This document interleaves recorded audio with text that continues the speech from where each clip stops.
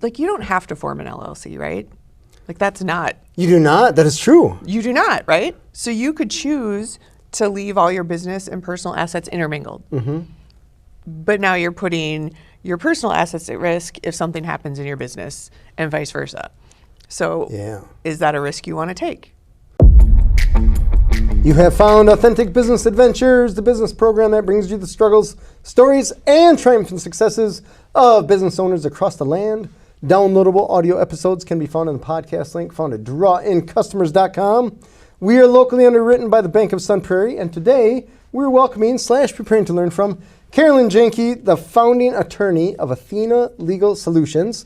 So Carolyn, how is it going today? Good, how are you? I am excited. We're talking business law. Always exciting. So, right, what could be more exciting than that? They're like, oh, the lawyers. Yeah. So let's just start with, what is Athena Legal Solutions? Sure. So we are a virtual law firm. So we don't have an office. Oh. But we have attorneys in Wisconsin and Illinois. And so not having one of those big fancy offices allows us to have a lower rate. And we primarily focus on serving women entrepreneurs. So helping them protect, grow, and then harvest the value from their business. So, and doing a business is hard. So having somebody who can be an advocate and a cheerleader in your corner is kind of what we're there for. All right. And tell me, how long have you had this? This is 5 years. Oh, nice. The big big hurdle. Yep. Made it to 5. Nice. So what made you decide, I got to start this law firm? I have a passel of kids. Okay. I have 4. A passel? What did you say? A passel. What is a passel? A whole bunch. Okay. A whole bunch of kids. Whenever I say 4, people are like, oh, 4 kids. Yeah. I come from a family of 5, so I know. So it's not that big. That's not, that's a lot. Yeah.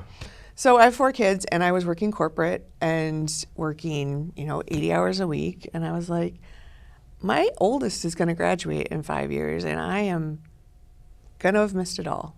Oh, I'm never going to see him or them and be part of that experience. And so I had a chance to kind of go out on my own, and I was like, well, I want to do something on my own, but I don't know what. And then this kind of fell into my lap because people started calling me. They were like, hey, we heard you're not doing anything right now. Could you help us with this contract? That's funny. Could you?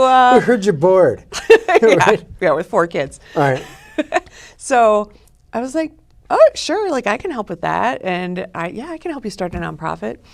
And then all of a sudden I was like this is a business. This isn't the business I was going to go into, but this is great. And it helped me kind of refine my love of the law, helping small businesses. Because, these are people putting it on the line every day and really getting a chance to dig in and help them. So, which is different than, a corporate. So corporate, what type of law were you doing with corporate? So business, what I do now. Okay. So, just on the larger scale? Just much larger scale. Okay. So when you would work on something at the corporate side, would it be you and 50 other attorneys or something like that? Or yeah, like if there was a big acquisition, there was all the people who had different specialties who would work on it. But the last part of my career, I was in a startup within a large corporation. Oh. So I was managing the legal. And so I coordinated with all the other lawyers to say, here's our risks. I need to pull you in because you're an expert here, maybe in employment law, or you're an expert in, IT or something. And so. All right. Yeah. So what type of law do you focus on now with Athena? Business. Primarily. So business. So thinking about how you form your entity, thinking about contracts of every single kind, bringing on employees, trademarks, copyrights, and then we also do estate planning now.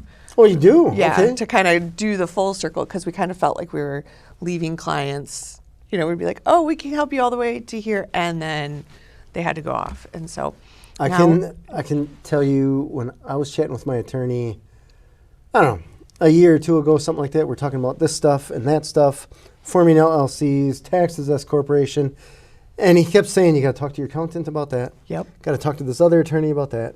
Got to talk to this person about that. Like, what do you do? Coordinate. Yeah, general contractor, a very expensive general contractor.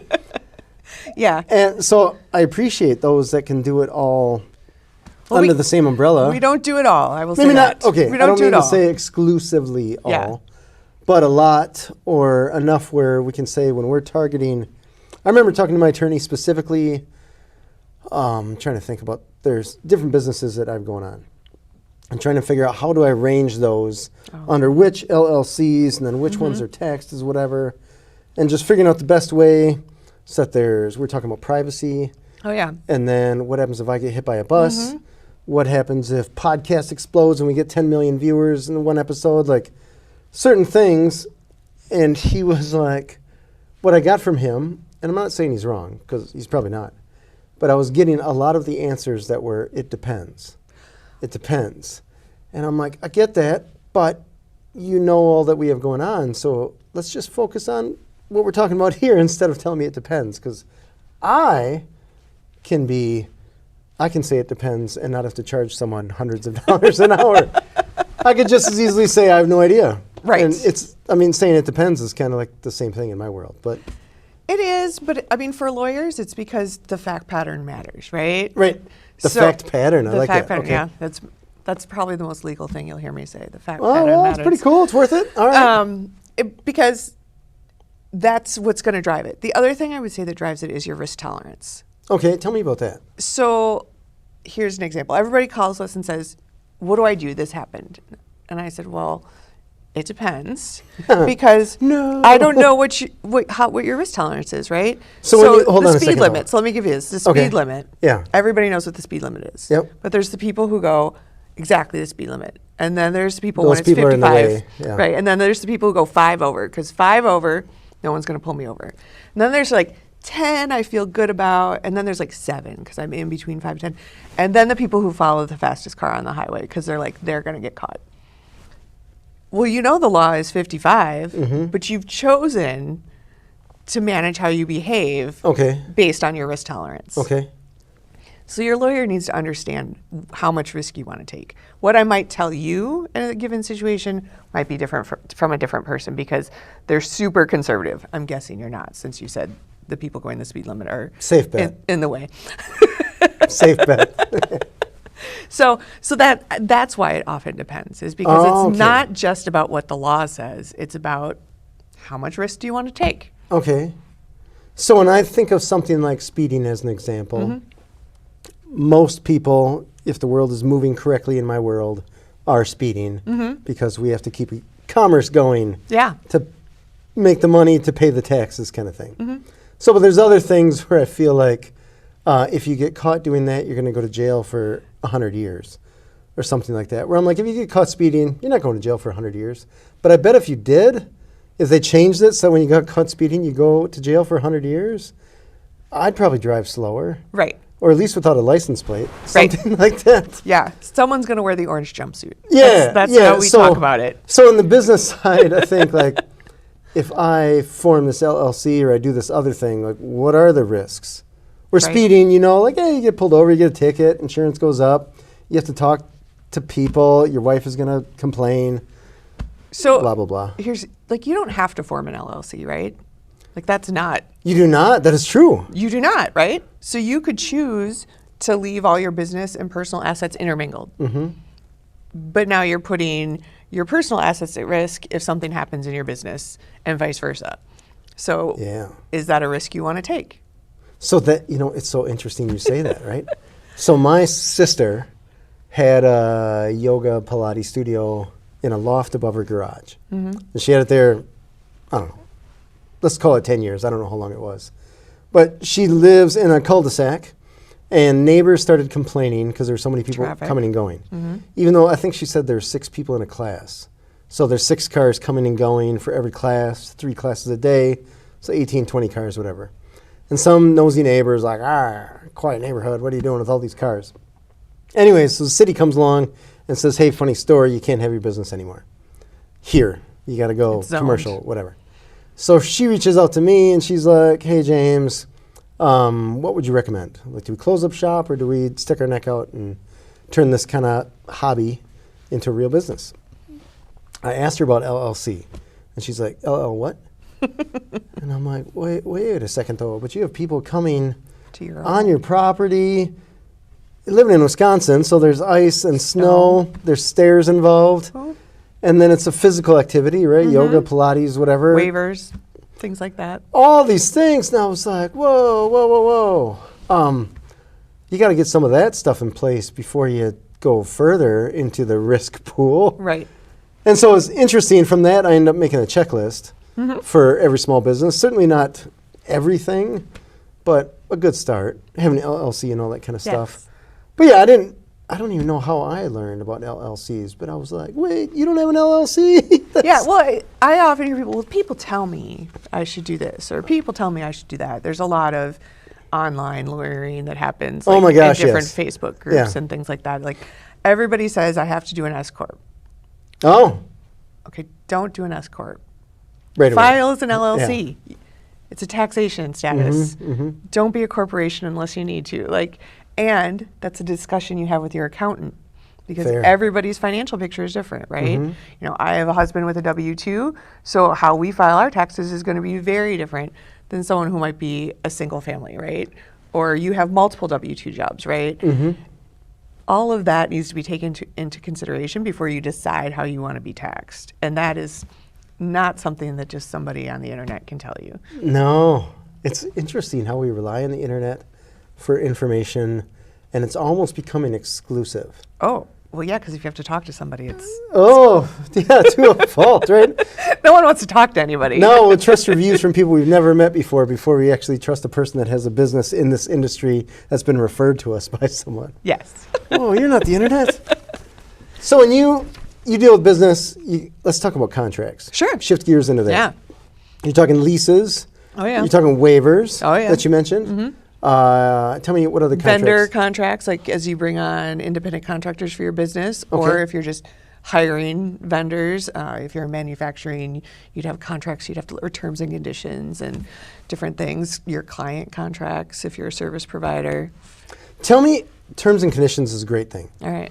Because we, with Calls on Call, we have terms and conditions on our website, including stuff that's essentially saying, like, as an example, we have one thing that says, we'll return your stuff. Okay. So if you gave us documentation or paperwork or something like that that we need to do our job for you, when you leave, we give it back to you. Okay. So it's just illustrating ownership. Yep. For some reason, we felt compelled to put that in the terms. Makes sense. But we also have, if you leave us, these are the steps to leave us. So we have had clients that have said, hey, I stopped forwarding my phones to you yesterday, and just flipped a switch and went to Guam or whatever they did. All right. And I'm like, wait a second, but we have terms. We have an agreement. Yeah. So, and we have that agreement as well, saying that we can't just shut them off, right? Even if we hate them. Rarely, but every once in a while, right? Clients can be clients. There's always a bad client. Yeah. We have it set up that says that we'll give them 30 days notice if we got to let them go as a client. Right. So I'm like, we have this in the terms. These are the rules of the game. And sometimes I feel like we're playing with kids, a 5-year-old playing Monopoly, where they try to make up their own rules. Like, I win. Yes. So tell me about the power of terms and conditions. Is it just worth the light on the screen and nothing more? No. So I tend to operate from the perspective that most people are good. That's not how a lot of lawyers operate. It's my job to think of all the bad scenarios, but in general, if you tell somebody this is how it's going to be, they're more inclined to follow that. So with terms and conditions, at least you have a place where you can have a lawyer send a letter and say, listen, you signed this agreement, you agreed to this, they expect you to uphold it, you have this much time to respond. Sometimes a letter from a lawyer is just going to scare them. Yeah. And they'll be like, okay, yep, I'll pay that last month and then we'll walk away and we'll be fine.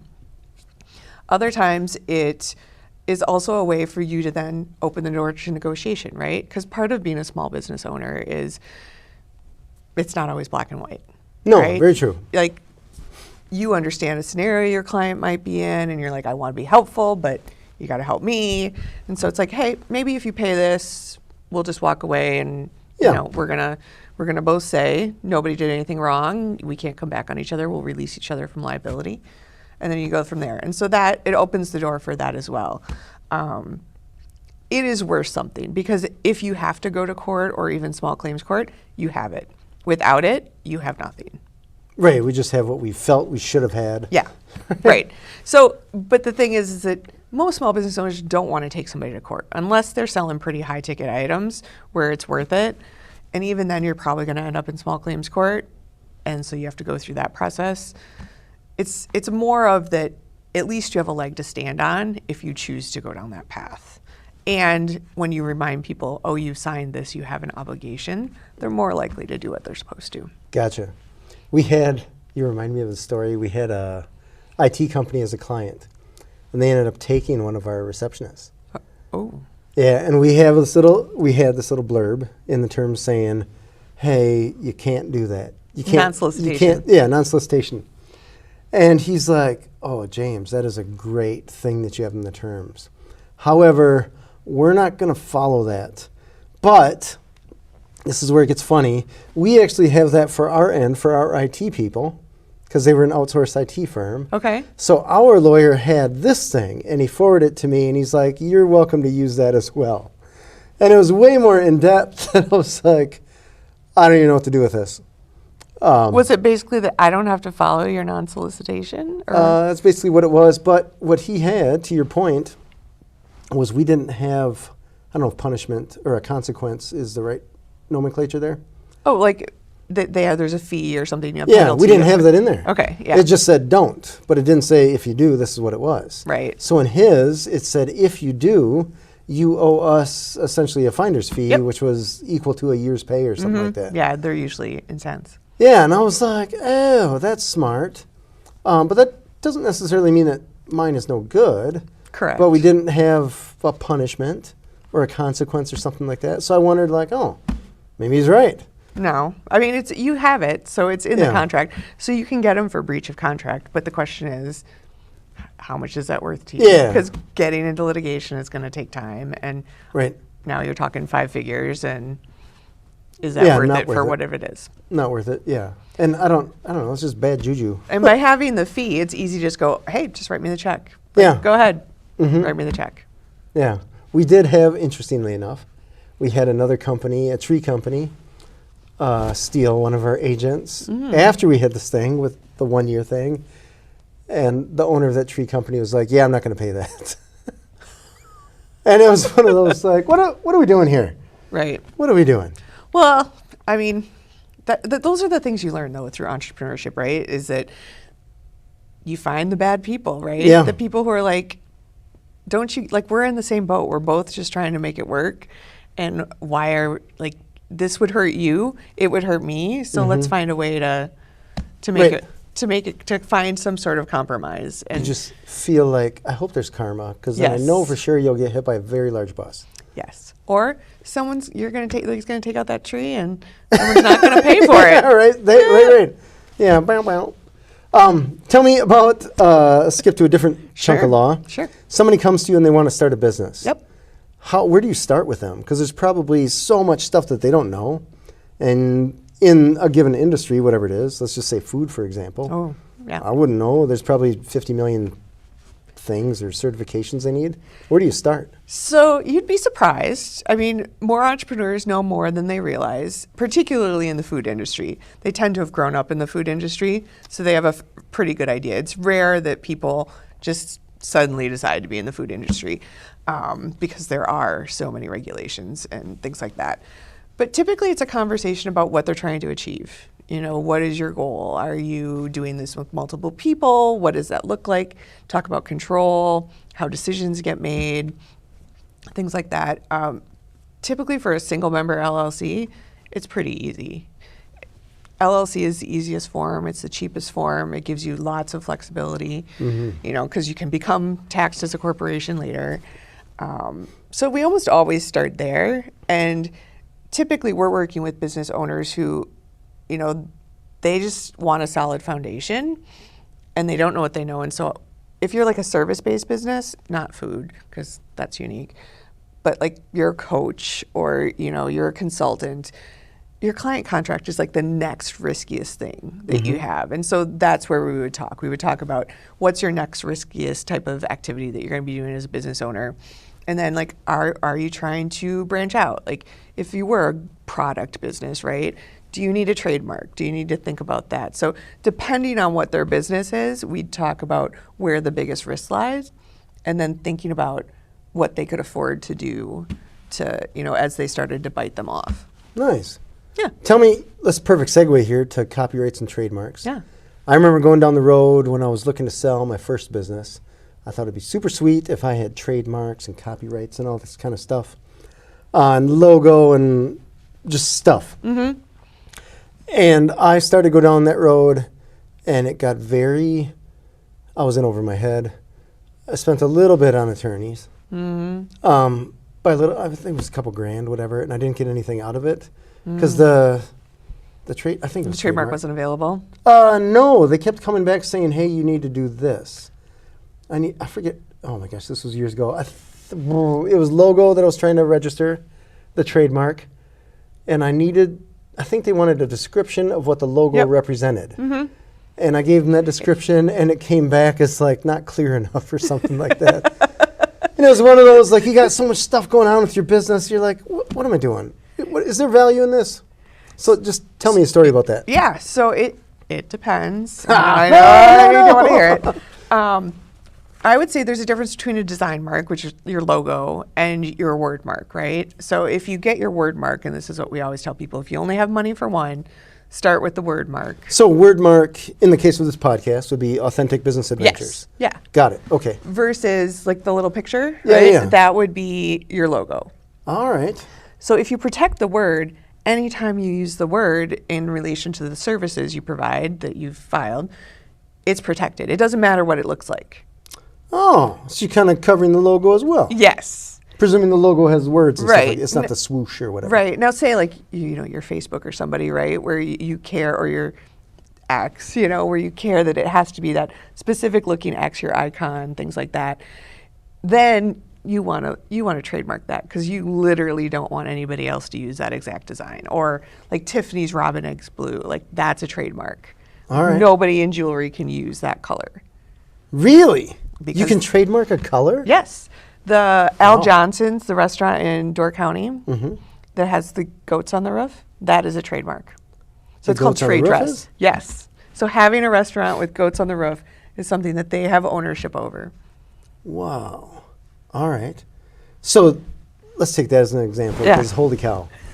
So goats on the roof was is that a Scandinavian thing or something like that? It sounds Swedish, yeah. Scandinavian. So if somebody were to start a restaurant, let's say in California, and they have goats on the roof, this place out of Door County could send a cease and desist letter Absolutely. for something that vague?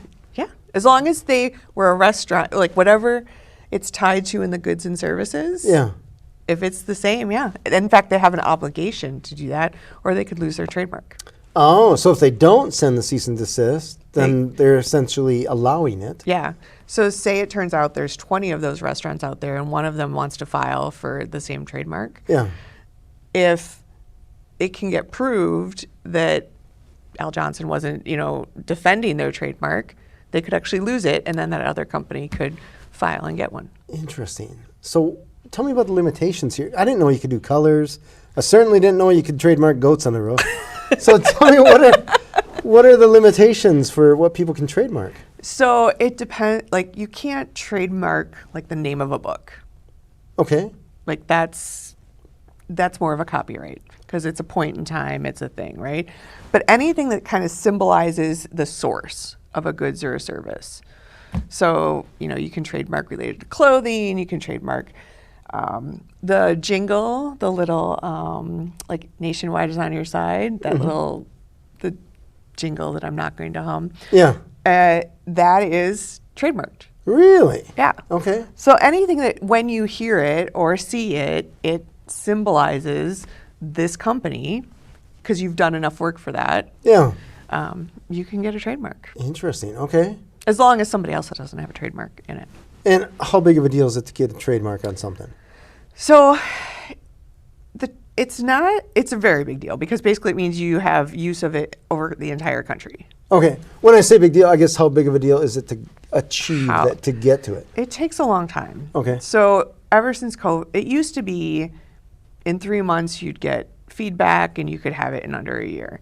Now it's like 12 to 18 months to get a trademark. Wow. Because they don't even look at it for 6 months.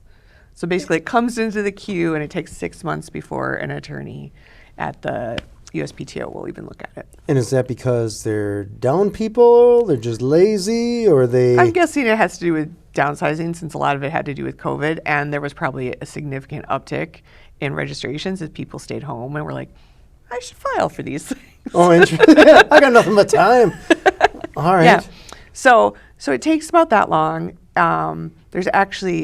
They're increasing their fees starting next year, and so they're adding a whole bunch of extra fees. And Naturally, yeah. And I would have actually said that they were already a place that kind of nickel and dime you every time you want to make a change. I agree. And now they're going to do that even more. Oh, okay. They've created all sorts of new fees for every time you want to make a change. Interesting. Yeah. So I would say it's gotten even more expensive to try and do by yourself than it used to be, because it was okay to make a mistake because you just kind of had to, here, I'll change it. And now there's going to be fees associated with everything. Yeah, I'm trying to think. When I did it, I started off on my own, and then the first response I got, I'm like, nope. Which is really long and scary. I'm like, I don't know what language this is, but I feel like it's borderline English. No. Yeah. And then, yeah. Yeah, Oof. we'll have people come who've tried to do it themselves, and oftentimes we have to completely start over. Okay. Because the cost of doing all the amendments to like make it work isn't worth it. Like, you're just better off starting from scratch. It's funny. I felt like I was talking to a 5-year-old and trying to explain to them a calculator. Where just like where their brain is, they don't quite understand it. It's a very unique language. And so when they would come back with a response, and they say, like, for you to respond back, whatever, I forget what the price was, but I'm like, you came at me with some red marks here that make no sense at all. Yep. And yeah, so I was just poof, and it's so, out of my element. It's so subjective too, because what one, examiner will say, it might not be what the other examiner would say. And so it's just kind of the luck of the draw of who you get. Some of them have very specific ways they like things written. And so then you're like, well, I thought that's what I said, but okay, we'll change it to your words if that makes you happy and it's going to go through. Tell me about copyright then. Copyright is more of a point in time thing. Oftentimes people call and they're like, I think I need a trademark. And I'm like, you're talking about a copyright, or vice versa. So copyright is when you get the rights related to something, specifically how it looks. So say you have a model of how you do something and you have a picture, a diagram that shows it, right? If you ever made a change on that, it doesn't have the copyright registration anymore if you've formally gotten a registration. So unless it's something that's not going to change very often, like a book, it's not usually worth getting the copyright registration, because anytime you tweak it, especially when you're starting a business where you're constantly kind of tweaking your stuff, you'd be filing nonstop because you'd have to file every time you changed it. Okay. In the course of like any time you create something, you create a copyright. It's just not a formal registered copyright. And when you get a formal registered copyright, you get statutory damages and extra things that you can enforce it, things like that. And so there's benefits, but you really want to be selective in how you go about it. Gotcha. Okay. So I wrote a book. Yep. So that's just copyrighted just because I wrote it. Just because you wrote it. Anybody writes a book, it's copyrighted. I actually went through the formal process of copywriting it, which is just with the submitting office it. you Pretty register. simple. Yep. Yeah. Okay. And Paid your fee. that doesn't have to go through much of an approval process. No, you just they tend to get approved unless they find something really out of whack or crazy plagiarism or something like that. Yeah. Which now is getting trickier with AI and things like that. I was just going to ask you that, because that's getting to be what I would consider to be a very large gray area. Right. Yes. So people ask me that all the time. They're like, well, is there even any point to copywriting if any AI tool could just come in and plagiarize me and things like that? Fair question. Or if I wrote it. And I would say if there's a business value to it, because this is an asset that you want to be able to protect, take to court, then yes. If you're using it to create it, again, this is like, are you, the good person? Everybody's going to do the right thing. Did you literally just take the words straight out of ChatGPT, plop it on a paper, and now you're trying to file it? Like, come on. All right. That's not, the Copyright Office isn't going for that. Now you maybe got a thread of an idea, and now you've completely changed it around to like what you think and how it applies to you, well, that's different. Now that's more your work than the computer's work. Got it. And so I think that's a decision until we have more legal rulings on it that kind of every person has to make for themselves. Yeah, it's interesting you mentioned the legal rulings on that because it's still Wild West, right? It is right now. They're slowly but surely coming out with things, but there's going to need to be a lot more lawsuits before. I think I was talking to a website SEO guy about the robots text file. Mm-hmm. And he said, I forget what AI person said, that basically they are programming their AI to ignore the robot's text file. The whole point of a robot's text file is to govern the bots that scour a website. Mm-hmm. And he basically said, we're programming it to ignore that file and we'll take whatever we want on your website. Wow. And I'm like, that is pretty ballsy to just come right out and say it and essentially threaten anybody to challenge them. Well, especially because if it's a good website that has terms of service, they have a leg to stand on, because typically those terms of service say you can't use robots to scrape our website and do all those different things. Mm-hmm. But the bots don't care. Well, I mean, the bots don't care, right? But yeah. It's going to be when the person whose stuff is getting stolen or is seen monetized somewhere else because they've scraped it for data. Right. Yeah. But I look at even my book as an example. Mm-hmm. My book is out there, and the day that I published it, it became available used. The day that I published it. Really? Before I sold a copy, it was available used. And so someone was fake selling it? It was right on Amazon. Really? True story. It was immediate. You know how they have the used thing and stuff like that? And I was like, wait a second here. So it was bizarre, and I thought, what are you going to do? Are you going to take them to court? Are you going to, like, how far down the road are you going to go? And you're like, this is as far as I'm going to go.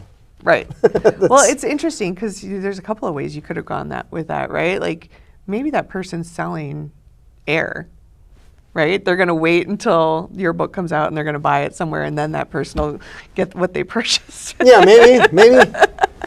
Or, so I mean, that's kind of crazy. It was surreal. Yeah. But anyways. You've made it now. They were faking you. Like. It was not even. Instantly. Yeah, I want to say instantly. Yeah. Because it was, I remember you go on the webpage, the Amazon webpage, and you're looking like, wait, because you get the price, and then it says also available used. I'm like, that's pretty cool because I haven't sold any books for it to be available used. It would be super awesome to say that I'm the author that published so many books that we also have the shelf with all the used ones, right? But that's not the case. Yeah. I would love that to be the case. Not the case. No. But I can imagine if I was a person where that was my livelihood. Oh, yeah. I'm making a living as an author, and I can see the shady stuff going on. I'm like, you're stealing. Right. Oh, absolutely. And that's when you have to decide, is it worth the money to go get a living? You're not stealing pennies. You're right. stealing dollars, many dollars. Yeah. So for me, I'm like, hey, you're stealing pennies. And it's not worth whatever. The book is out there to help you. If you really need it for free, rock and roll, man. But if I was making a living from that thing, different game. Yeah, and people who are making a living from that are working with a lot of lawyers, right? And they're literary agents to make sure, and there's people who are monitoring that and things like that. Yeah, it's surreal. Those are some of the dangers of self-publishing and doing different things that...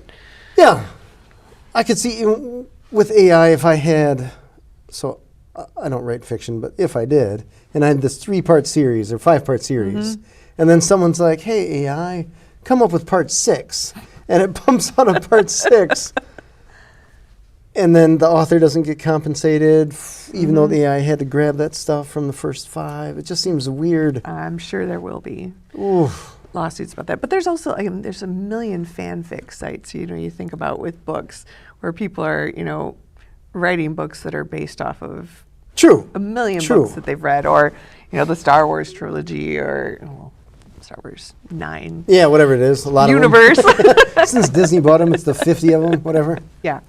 So. Yeah, it's interesting because that's a very interesting point, right? Because everything that we write is based on our experience with other people's writing and stuff like that. So maybe there's got to be a patient zero somewhere where this all started. Right? And there's always a fine line, right? And it has to be worth your trouble. Mm-hmm. You know? Yeah, very true. Very true. Tell me about marketing. You got a law firm that can help businesses. Yeah. How do you get the word out there to other businesses so that they know that you exist? Besides Awesome Podcast. Beside Awesome Podcast, which was clearly going to be my number one way of Yeah, right? Here we are. Referral is actually my number one source. Really? Okay. Yeah, of clients. And Google is number 2. All right. Interestingly. Yeah. I think like accountants and things like that, doctors, people want someone that has been personally referred to them by somebody. You're more likely to trust them, feel confident in them. And so a lot of it is just doing that networking, getting out there, meeting people. We were talking, the Madison area is a small community. It is. Like once you kind of get known, and after 5 years, I've made a lot of connections. And so yeah, this town gets very small when you look at that pool of people that are in business, looking to grow, meet other people in that realm. Mm-hmm. Yeah, I suppose just like any other niche in any other town, but yeah, it's yeah. Yeah, and so I would say that's the big way that I've gone about it since day one. Has always been through referral, and then learned about Google's, and I have an SEO person who helps to make sure that I'm out there and doing the Google local ads. For us, that's a big deal because you can get, what are they called, verified through Google, which not all businesses can. And so that helps add a little more expertise. So you're doing some paid search? A little bit. Okay. Not as much anymore. Okay. Because referral has gotten to be just the main source of how we do it. But we have a few other, like there's websites where people can say, I have this legal issue. Can you help me? And it gets sent out. And so we get some of those. Oh, that's cool. Yeah. All right. Tell me about, do you have employees? I do. I do. I have an attorney in Appleton and I have an attorney in Illinois. Okay. And then I have an admin from Sun Prairie. Nice. How do you find an attorney to work with you as an employee? Mostly it's searching for someone so I have in-house experience, and so that has framed my entire way of how I look at the law. When you're in-house, the job is not to say no. The job is to say yes, and here's how you can do it that will reduce the risk for the corporation, because nobody likes it when legal says no. All right. And you're always trying to help, the business achieve its goals. So that's how I've always lawyered, is from that perspective of, this is what you're telling me you want to achieve. Now I'll tell you the risks associated with that and the safest way to do it based on your tolerance. So I'm always looking for people who have that kind of lens, because I think it really resonates with small business owners and entrepreneurs. The other piece is I'm a mom. I'm not here to work 80 hours a week. So I look for lawyers who are smart and are self-motivating, and if they have kids and this isn't going to be their be-all, end-all, that's perfect. All right. So that they're available as I need them, and they can have flexibility. They can respect my flexibility as, going off and traveling or doing things with kids, or, oh, sure, I just can't work today because this is going on. Yeah. So for me, they got to be self-motivated. They got to be interested in the clientele and the vision that we're looking for. Okay. Has it been tough to find them? Yes and no. I'm finding that it resonates a lot more with more experienced lawyers than it does with younger lawyers. It takes the right young lawyer. We had a wonderful young lawyer for a while, but she was ready to move on and, start a family and do things like that. And so. Gotcha. Fair. Yeah. Fair. You mentioned FinCEN. Oh, yes. So let's shift gears into that exciting thing. I don't know that it's exciting, but. I was trying to be nice, but let's shift gears into that. Crazy law. Mundane, unnecessary thing? Sure. So FinCEN, well, that's the Financial Crimes Enforcement Network is what FinCEN stands for. So is that a new thing? No, it's been around forever. So it's a government agency that's been around. What do they do? So they have a lot to do with securities laws. Okay, so typically stocks and stuff like that. Okay. Yeah, but they're for financial crime enforcement. Gotcha. So different than the SEC. Different than the SEC. Okay. Different than FINRA, but associated. What is FINRA? Now you're Yeah, going to I'm make just me gonna bring crawl out out from under my rock all my here. acronyms. FINRA also has to do with trading and securities. Okay. All right. And FinCEN is the fin the part crime, financial? Yes, financial. And then CEN is? Crimes Enforcement Network. Okay. Okay. We got all the acronyms. And so they passed a law called the Corporate Transparency Act, or CTA, which is how a lot of people refer to it. Okay. And the idea was they felt like there was all these businesses out there that nobody really knew who owned them. Millions of them, right? Millions of them. And that was where money laundering was happening, because of course their concern is financial crimes. Okay. So they decided that everybody would have to register who the owners were and like prove ownership. So you have to submit a copy of your passport or your driver's license, so that they know that you're who you say you are. And that way they know, and anytime ownership of your business changes, you have to update them and let them know, and that this will help crack down on money laundering. So they created another acronym for you. Oh no. The Beneficial Owner Information Report, which is the BOI. Okay. And so that's the report that you have to file. And now almost all businesses, LLCs for sure, if you have less than 20 employees, you have to file this report, and you have to do it before the end of the year. Now new entities, starting this year, you have 90 days to file from when you formed. Okay. Or they have fines of $500 a day up to $10,000 and potential criminal penalties. So I have heard of this. Okay. I've heard of it through people like you, the smart people that are in the world.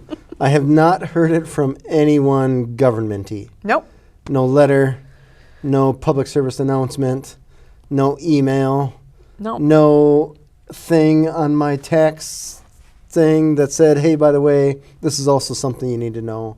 No, like zero official channels. Yeah. So is that just the way it is, or am I just under a rock and for some reason they haven't been able to find me? There was actually a lot more talk about it when they introduced the law several years ago, because this took a long time to actually even get passed and then put into action, because they weren't sure how they were going to do it. And so there was a lot of talk back then, and then once it happened, it was kind of like, I mean, there's been a few lawsuits related to why LLCs should have to do it. Oh, trying to defend this crazy law? No, to get it knocked down. Okay. They haven't really gone anywhere, or they've only been effective for like a very small, like the plaintiffs in that situation. So it hasn't. I had heard something about Arizona. I don't know if it was a place in Arizona or Texas. Okay. I feel like, or maybe it was Arkansas. That's on hold or something like that? Just for those plaintiffs. Yeah, okay. So yeah, so other than, I mean, it's a filing you need to do. It's a free filing. Everybody's charging for it, because obviously it takes our time if we're doing it for you. But you can just do it for free online. And I've done a couple. And I've encouraged everyone to do it, because the last thing you want is to January 1 end up with, $500 in penalties every day. Yeah, the form, to me, it was one of the most archaic websites I've ever seen. Yes. The PDF, I'm like, did a 10th grader put this together? What is this? Yes. This is garbage. Yes. It was one of those where you fill out the form and it's like, not accepted. And I'm like, great, what did I do wrong? Mm-hmm. And then it doesn't tell you.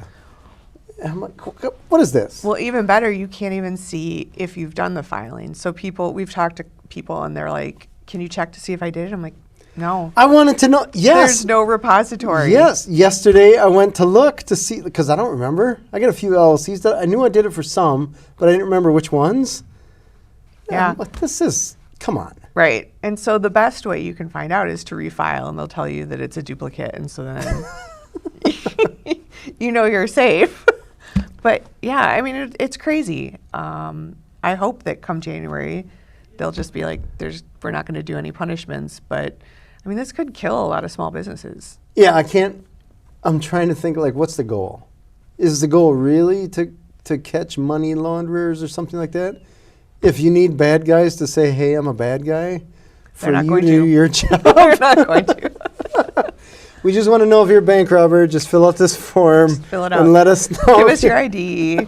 Tell us where you live. Oh, my God. Yeah.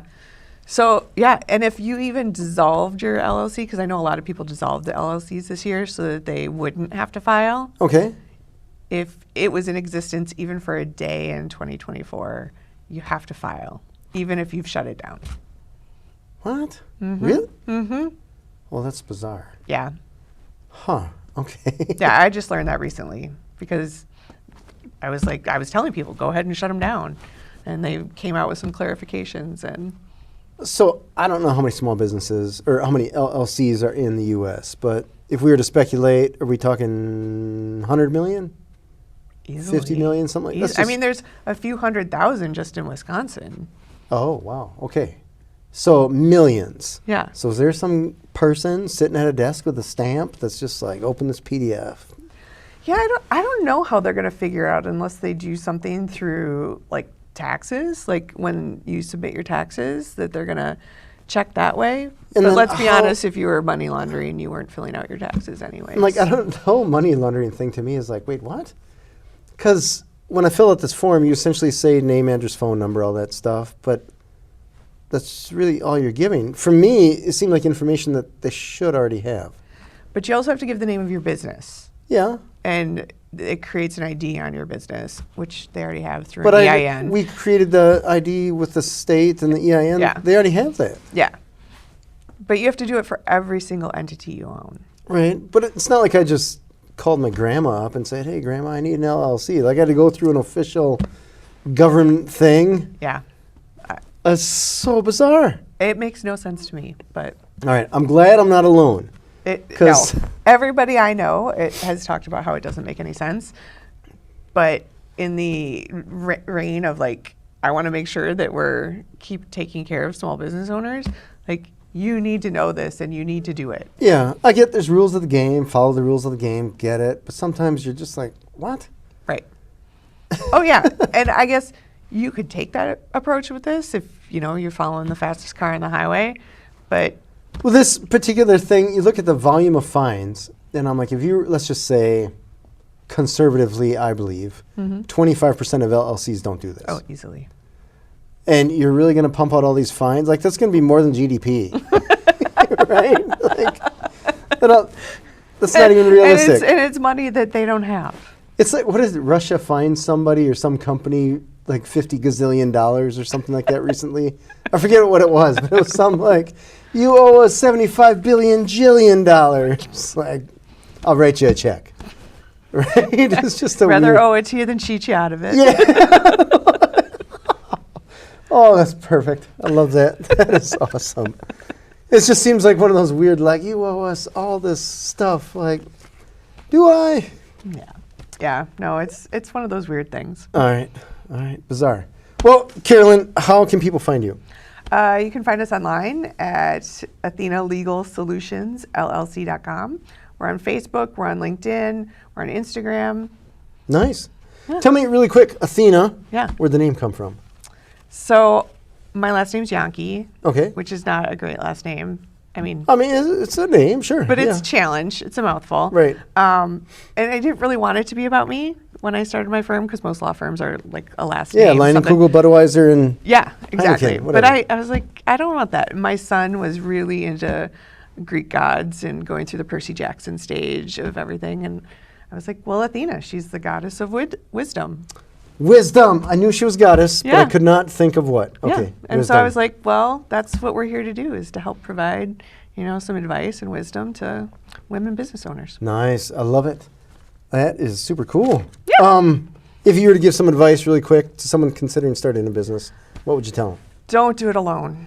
Ah. It is, you know, Oh, yeah. it's hard. This is not something you can do by yourself. And I think this is the difference between corporate and entrepreneurial. The entrepreneurial world is, in corporate, there's one seat. So everybody's fighting for the same seat.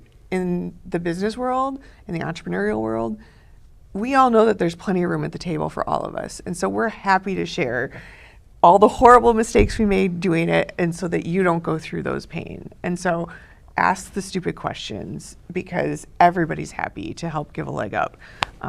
Versus in the corporate world, where I think it's a little bit more dog eat dog, right?